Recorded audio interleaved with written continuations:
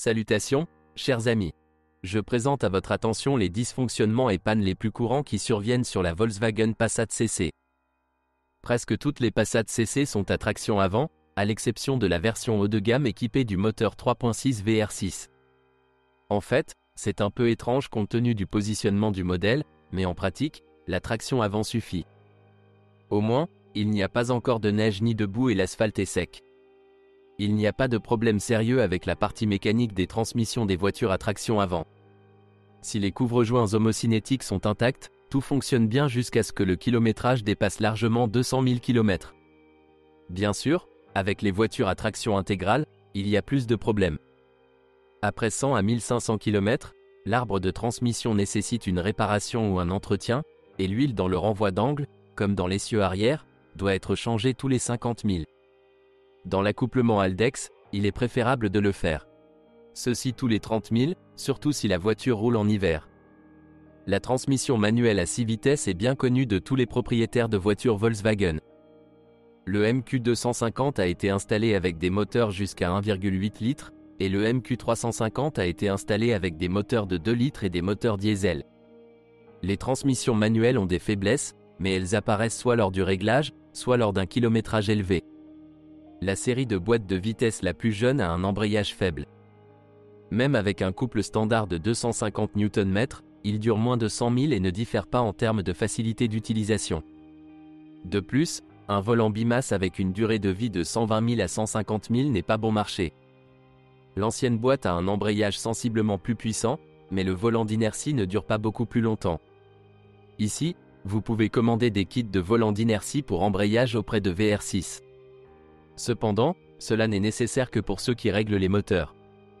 Il existe 3 séries de transmissions automatiques sur la SS. Fondamentalement, les boîtes de vitesse DSG DQ200 connues de longue date avec embrayage à sec et DSG DQ250 avec embrayage à bain d'huile. Et beaucoup moins courante est la transmission automatique classique Aisin TF60 SCTF61SC, également connue sous le nom de 09G, également connue sous le nom d'AQ250 ou AQ450, selon la version et le système de désignation. L'Aisin automatique se retrouve avec des moteurs 1.8 TSI sur les voitures de la première année de production ou sur les voitures américaines, principalement avec un moteur VR6 3.6.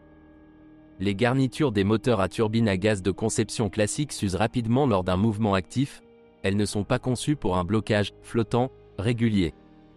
Avec des vidanges d'huile en temps opportun, un style de mouvement détendu, une réduction des intervalles de vidange d'huile à 40 000 et des modifications avec l'installation d'un filtre à huile fin externe, la boîte se montre très fiable. Mais peu de gens s'en soucient, donc en moyenne, après 100 à 120 000 km sans vidange d'huile, les premiers problèmes commencent, à-coups, choc lors des commutations, fonctionnement brutal et perte de dynamique. Les petites réparations n'aident généralement pas beaucoup. Le simple remplacement des solénoïdes ne fonctionnera pas et il n'y en a pas d'origine en vente. Le remplacement d'un corps de vanne est une proposition coûteuse, et les réparations à l'aide des kits Sonax avec l'installation de nouveaux pistons et corps de solénoïdes ainsi que des solénoïdes eux-mêmes nécessitent une bonne culture de travail et une bonne compréhension des processus. Souvent, sous couvert de réparations coûteuses, un rinçage banal du corps de vanne avec remplacement des solénoïdes les plus usés et adaptation est effectué, ce qui ne suffit pas pendant longtemps. Eh bien, un signe typique d'une arnaque au service est une tentative de persuader quelqu'un de remplacer tout. Habituellement, en réalité, même tous les composants rejetés ne sont pas remplacés, et une différence très significative va dans la poche « Service ». La box peut être assez bien diagnostiquée par le scanner, et lors de l'achat, vous devez impérativement vérifier le fonctionnement de la box une fois qu'elle est complètement réchauffée. Les moteurs 1.4 TSI et 1.8 TSI étaient équipés d'un robot DQ200 à 7 vitesses. Sa renommée est la plus sombre, mais les exemplaires qui ont survécu jusqu'à nos jours ont été réparés, modernisés ou complètement remplacés depuis longtemps. Ce n'est donc pas si grave, évitez simplement les voitures dans leurs premières années avec un très faible kilométrage. Il y a une chance d'acheter une voiture avec une version problématique de la transmission et du moteur. Jusqu'en 2012, le DQ200 sur les voitures avant restylage avait des problèmes à la fois avec la mécatronique et la mécanique de la boîte de vitesse elle-même. Les roulements des fourchettes de changement de vitesse s'effondraient souvent, les fourchettes elles-mêmes se cassaient et l'embrayage surchauffait. Après avoir changé de génération de boîte de vitesse, le nombre de problèmes a commencé à diminuer. Sur la nouvelle génération, la partie mécanique, les fourches ont été modernisées, les embrayages ont été changés, la mécatronique et les logiciels de contrôle ont été changés. Du coup, la box est devenue un peu moins dynamique, mais bien plus fiable. De la génération précédente, il ne restait qu'un différentiel faible et une durée de vie peu prévisible des embrayages et du volant bimasse, fortement dépendante du facteur humain, de la pollution et de la charge. Et pourtant, même sur une boîte tardive, les roulements et les fourches peuvent parfois tomber en panne. Je pense qu'il n'y a pas lieu d'avoir peur d'une telle case si elle est minutieusement cochée. Leur réparation n'est plus aussi coûteuse qu'il y a 5 à 7 ans, les principaux problèmes ont été identifiés et les pièces de rechange sont disponibles. Les boîtes de vitesse DSG à 6 vitesses de la série DQ250, installées sur les moteurs diesel et les moteurs à essence plus anciens, étaient dès le début un peu plus fiables. Les embrayages sont ici en bain d'huile et sont réalisés sous la forme d'un paquet de gros embrayages, la pompe à huile de la boîte est mécanique, et donc il n'y a aucun problème. La durée de vie des embrayages est plus stable en raison des fuites de pression et des cales de pompe, le câblage mécatronique ne brûle pas. Eh bien, parlons maintenant de ce qui est triste. Lorsque les embrayages fonctionnent, l'huile du DQ250 devient intensément contaminée. Il contient de nombreux produits d'usure magnétique, qui nuisent non seulement à la mécanique de la box, mais également aux solénoïdes. Et un filtre de transmission automatique externe standard ne résout le problème que partiellement. Le prix relativement bas de cette transmission automatique conduit à ce qu'elle soit utilisée pour remplacer la DQ200 à 7 rapports un peu plus capricieuse en cas de panne globale de cette dernière. Mais le DQ250 lui-même, sur des moteurs bien réglés, est remplacé par l'ancienne version du DQ500, une boîte de vitesse à 7 vitesses avec embrayages humides, encore plus solide et plus durable. Tous les moteurs à essence SS s'appuient sur des systèmes de commande et de refroidissement assez fiables et sans problème. Même sur des machines vieilles de 10 ans, tous les composants peuvent être natifs. Bien sûr, lors du réglage, certains essaient de remplacer les bobines d'allumage par des bobines rouges, renforcées, de l'Audi RRS, et il faut garder un œil sur la contamination des radiateurs et le bon fonctionnement de toutes les pompes électriques supplémentaires.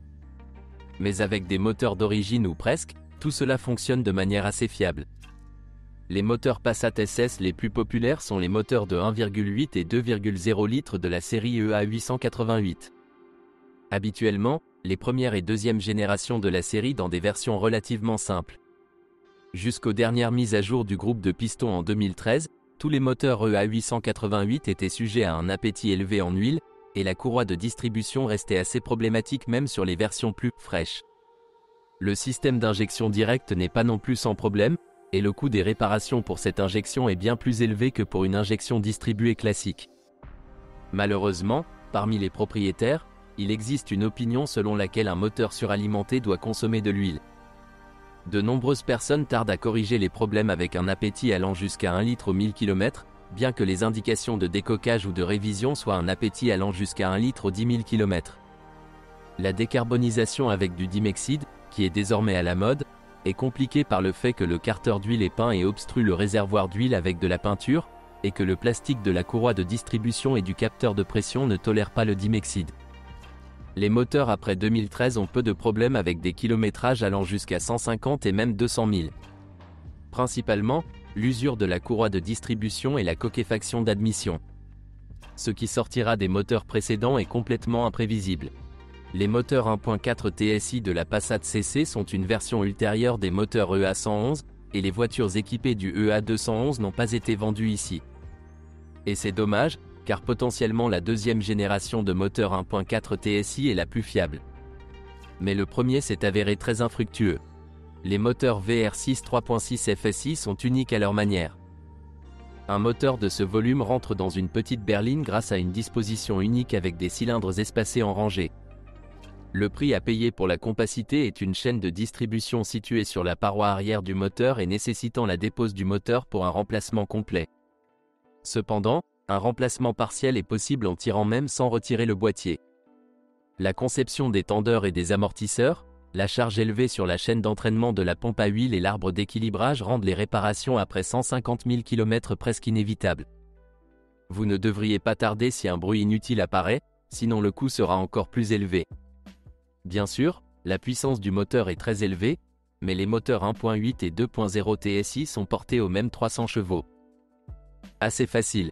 Et le VR6 3.6 FSI ne produit de la puissance nominale que lorsqu'il est jeune. Et ce n'est pas toujours le cas. Le moteur dans son ensemble est légèrement plus fiable que le 4 cylindres en ligne EA888, mais tout problème avec celui-ci est sensiblement plus coûteux.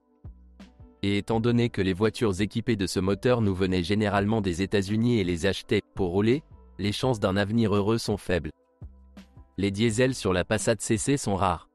Potentiellement, ils posent moins de problèmes qu'avec les moteurs à essence, mais la possibilité de se lancer dans des réparations coûteuses des équipements de carburant compense quelque peu les avantages en termes de fiabilité de la partie mécanique. Ce sont toutes les informations sur les problèmes de la Volkswagen Passat CC. Si vous en savez plus ou n'êtes pas d'accord avec ce que vous avez entendu, je vous attends dans les commentaires.